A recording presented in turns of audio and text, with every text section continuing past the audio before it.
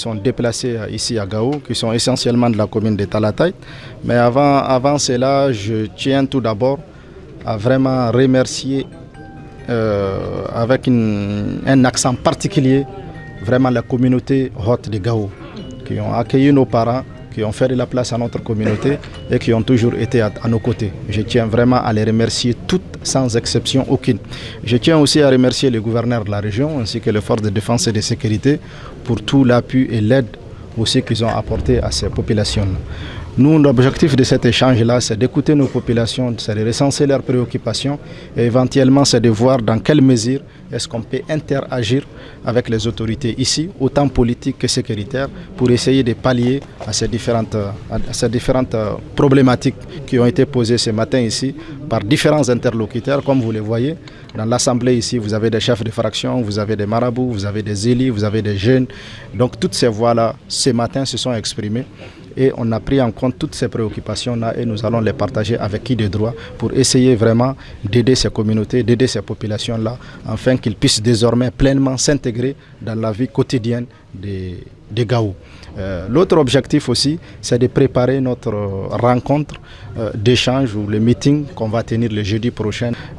L'objet de cette rencontre-là n'est autre que pour parler de paix, de cohésion sociale et de vivre ensemble, conformément notamment au discours du chef de l'État, président de la transition, son Excellence Assimi Goïta, qui a lancé l'idée d'un dialogue intermalien. Même ce matin, nous avons profité de cette assemblée-là pour expliquer à nos populations qu'est-ce qu'on entend par un dialogue intermalien et nous, en tant que population civile, quel doit être notre apport dans le cadre de ce dialogue intermalien.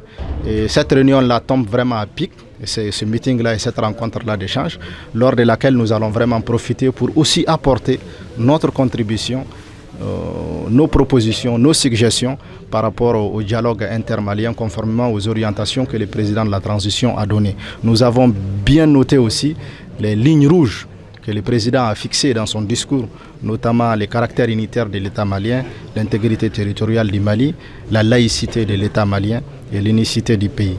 Je pense que ça aussi, ce sont des choses qu'on va partager avec nos populations pour que les gens sachent aussi que dans ce dialogue intermalien, il y a des lignes aussi qui sont fixées, qui sont des lignes rouges qui ne sont pas négociables, conformément au discours du président de la transition. Et donc ça va être notre contribution à l'effort de paix, à l'effort de dialogue, à l'effort de réconciliation, non seulement à Gao, mais aussi même à l'échelle nationale, pourquoi pas même internationale.